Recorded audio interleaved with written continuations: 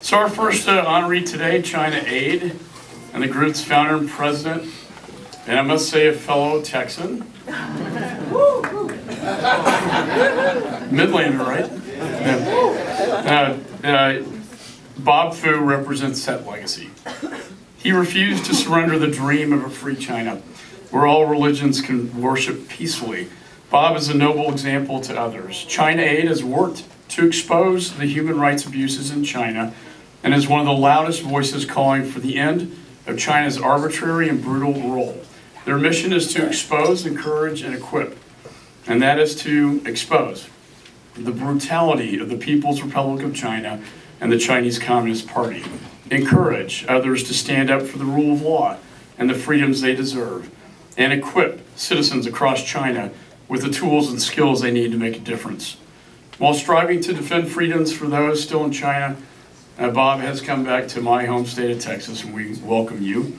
And let me just say this, we had a great visit in my office about the crackdown on the Uyghur population, the Muslims, the crackdown on the Christians in China, and then the crackdown on the Tibetans in China, all three different religions not able to express their religious freedoms in China. And it's been going on for more than 6 years. And that time has now come. That time must end. And we need to stand up for the Dalai Lama and the Tibetan people. We need to stand up for the Christian people in China. We need to stand up for the Uyghur population, the Muslims, who are literally sitting, as the DoD told me, in concentration camps today in China, about 3 million of them. This cannot stand any longer. But with that, on the more positive note, I want to offer my congratulations to Bob Fu and offer this award to him.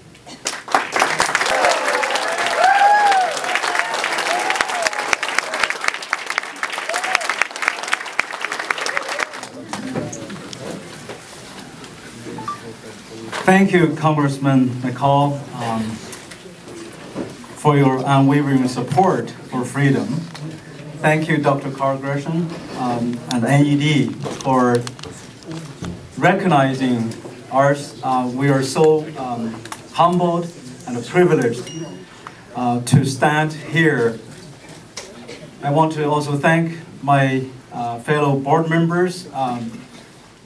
Many of them travel from the People's Republic of Texas, and I became a naturalized citizen over there. But I really want to thank our fellow freedom fighters from other faith communities, from our Tibetan friends, from the Uyghur friends, from Falun Gong friends. When the Chinese Communist Party attacked one group, when we cannot practice faith from one group of faith, none of our faith is free. So when they attack us, no matter it's Christians, no matter it's Catholics, no matter it's Uyghur Muslims, no matter it's the Tibetan Buddhist, none of us is free. And I really, I'm very thankful that today we can join hands together with one voice and tell the Chinese communist regime, enough is enough. Yeah.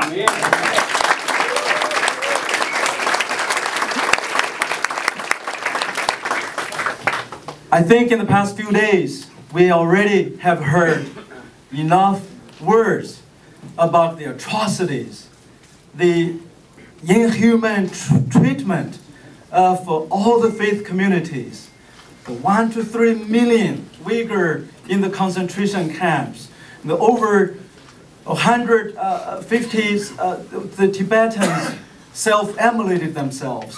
The thousands of Falun Gong practitioners were killed, and over 100,000 Chinese Christians in the year 2018 were detained, imprisoned, and many of them are still in prison today, waiting, or some are waiting for their trial. I think it's time for action, since we are now sitting in the Hall of Congress. I think instead of naming more names about those who are persecuted, I just want to make one proposal to especially to members of Congress that I think we can make a difference. And my proposal actually will be pleased by both the fiscal conservatives and the progressives, because it does not need to increase any existing funding.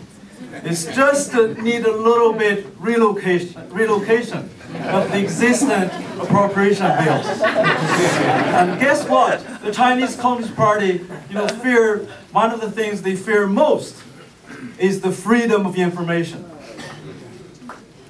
In 2016, a young man called Zhang Haitao in Xinjiang was sentenced to 19 years imprisonment. For what? He was just a cell phone salesman. He was accused of leaking state secret. When the prosecutor presented evidence, the only piece of evidence was he was accused of forwarding 274 Twitter messages through the Chinese social media.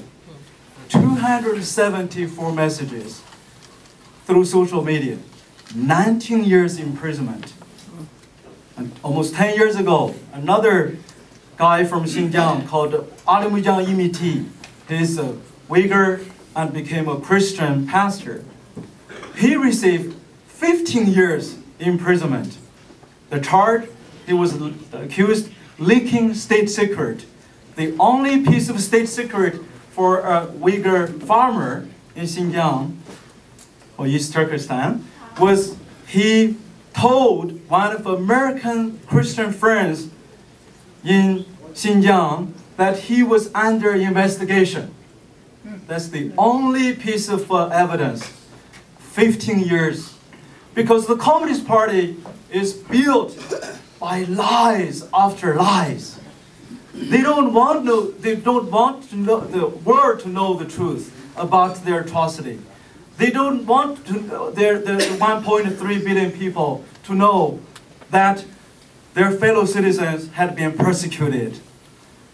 So my proposal is really to ask our member of Congress to help on the appropriation bill to the funding the U.S. Agency for Global Media, formerly known as the BBG, just to change a little bit from that already existing appropriation.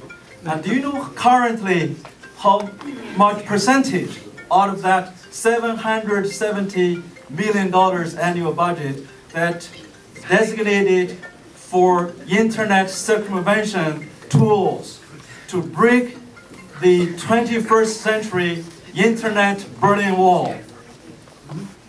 Less than 1%. Less than 1%.